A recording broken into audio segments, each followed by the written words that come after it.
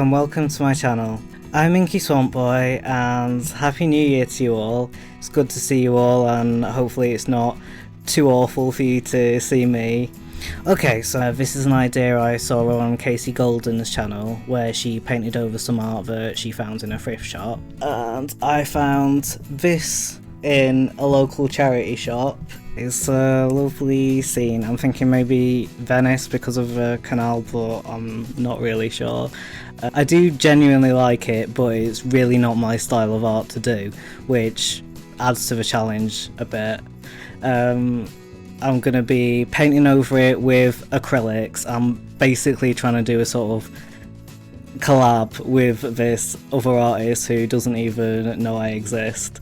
I'm trying to just add some little details to the painting. I'm going to try really hard not to ruin this painting.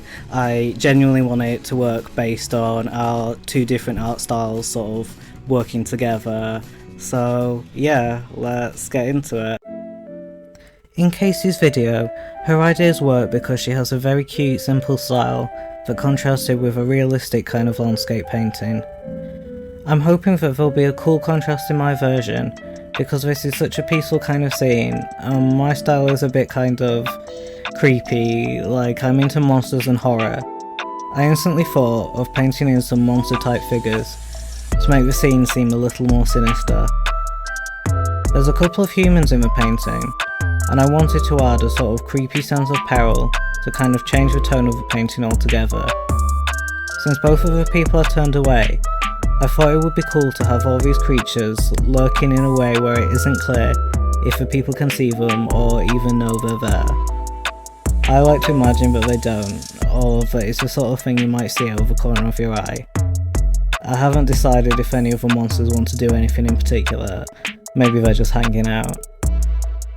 I wanted some to stand out and some to be a bit more subtle, so you have to kind of look around the painting to find all of them.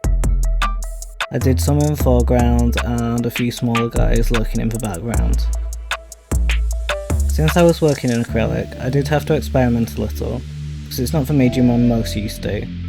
It's not as detailed as my illustrations tend to be. I went for more of a lineless, colourful style, which worked better with the paint. I used detail brushes to try and get as many small details in as possible, but I found it frustrating trying to work in the same way as I would when drawing, so I ended up just going with the flow and building up little paintings in the way that made sense to me. I also realised that the acrylics I use have a much more matte effect compared to the ones the original artist used, but I quite like that contrast. It isn't really obvious unless you know to look for it, and then it makes the additions stand out much more.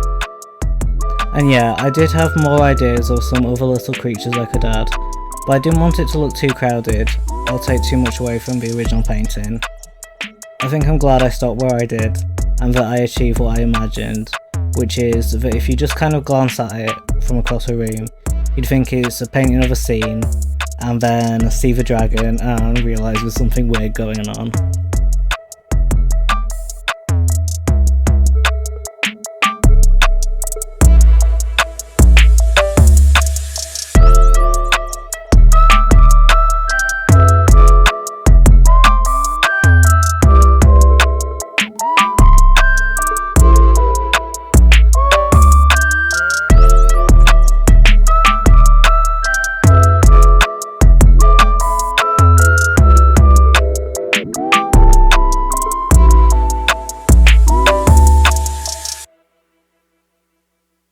Okay, so here we go. This is the final piece. Hopefully you can see everything okay.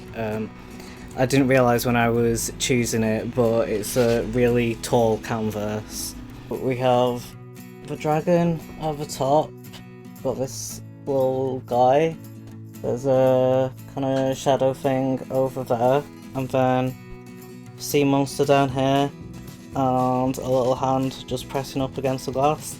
And finally, this kind of like cat creature hiding in the bush here. My favourite part of it is definitely this part. Like, this was the first idea I had when I picked this up, and I had this image in my head of how I wanted it to come out, and I think this bit is like the closest to what I imagined in my head, but I do like a lot of the more subtle details as well, like this little handprint that you might not see unless you're looking really closely. But yeah, I hope nobody thinks I'm like disrespecting somebody's art by painting over it. I tried really hard to add all the characters into gaps where there wasn't a lot going in the painting, so I wasn't painting over like some big integral part that had taken loads of work. And you know, I did get it second hand in a charity shop where it was lying in a corner quite unloved, and hopefully by doing this and giving it like another lease in life, I'm bringing some love back to it and back to the original art. Also, a last minute addition since it literally only just arrived in the mail. I just want to give a quick shout out to Dr. Rocker. He's a great art YouTuber who was running a giveaway for this fantastic customised hydro flask which our channel won. So yeah, thank you Dr. Rocker. I'll have a link to his channel down below, and I'll also put a link for Casey Golden's original video where she first tried out this idea. So yeah, this whole video was so much fun to do. I actually picked up another piece of art when I was in the charity shop, so let me know in the comments if you'd like me to do another one of these videos. We've got a lot more great videos planned for 2020, so hopefully you stick around. Thanks for watching, please like this video and subscribe for more art challenges, and I'll see you soon. Bye!